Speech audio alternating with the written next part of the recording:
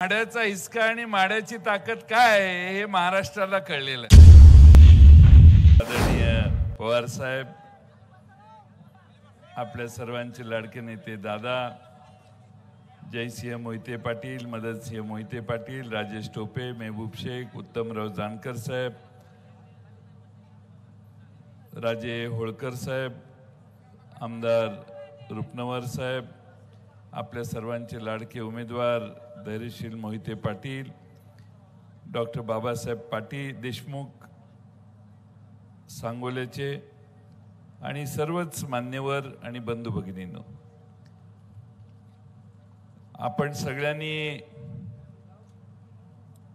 माढा लोकसभा मतदारसंघातून राष्ट्रवादीच्या विजयाची सुरुवात केलेली असं मी मानतो।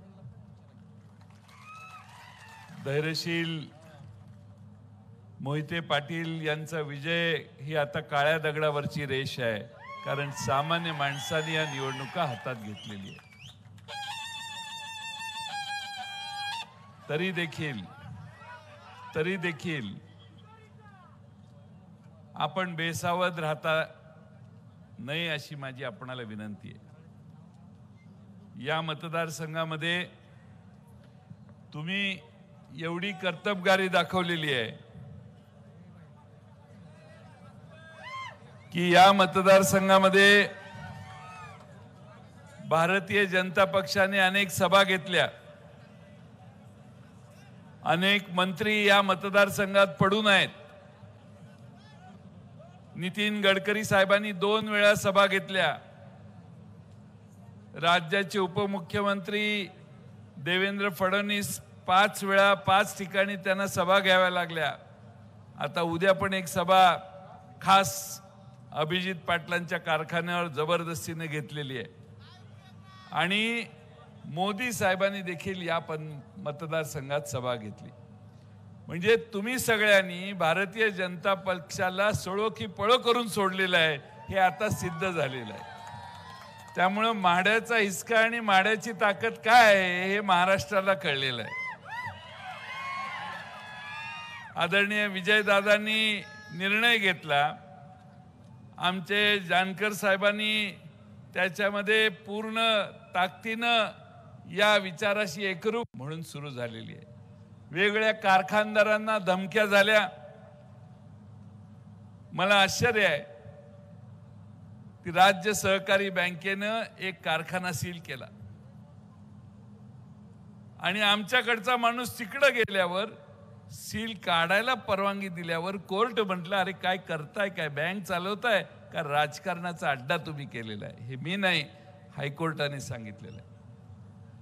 आणि म्हणून आपल्याला सगळ्यांना लक्षात येतं की कोण का कशासाठी वागतोय। त्यामुळे आता कुणी भूमिका बदलली तरी माढा लोकसभा मतदारसंघातल्या जनतेची भूमिका बदलणार नाही अशी मला खात्री आहे। तुम्हीच आता ही निवडणूक पूर्ण करायची आहे आणि धैर्यशील मोहिते पाटलांना विजयी करायचं आहे।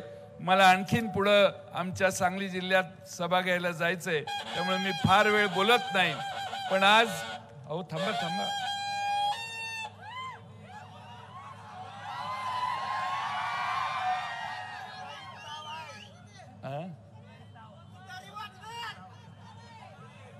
आता सामान्य माणूसच तुतारी वाजवायला लागलेला आहे या मतदारसंघात। आज स्वर्गीय हनुमंतराव डोळस यांनी आमच्यावर काम केलं, त्यांची 5वी पुण्यतिथी आहे। आज त्यांच्यासारखा एक निष्ठावंत आमदार आपल्यातून 5 वर्षापूर्वी गेला, त्यांचंही मी आज या ठिकाणी स्मरण करतो, श्रद्धांजली वाहतो। पण आता हा नवीन कॉम्बिनेशन दादा आणि आमचे जानकर साहेब यांचं कॉम्बिनेशन या मतदारसंघात किती 1.5 म्हणायचं का 1 म्हणायचं का 2 म्हणायचं?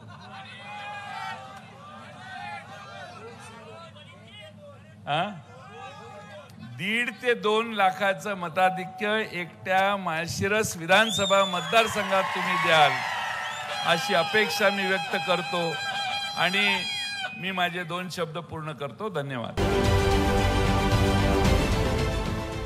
देश विदेशातील प्रत्येक घडामोडींचे लाईव्ह अपडेट मिळवण्यासाठी आता साम टीव्हीच्या सर्व सोशल मीडिया प्लॅटफॉर्मला लाईक, फॉलो आणि सबस्क्राईब करा. तसंच सर्व नोटिफिकेशनसाठी बेल आयकॉन प्रेस करायला विसरू नका.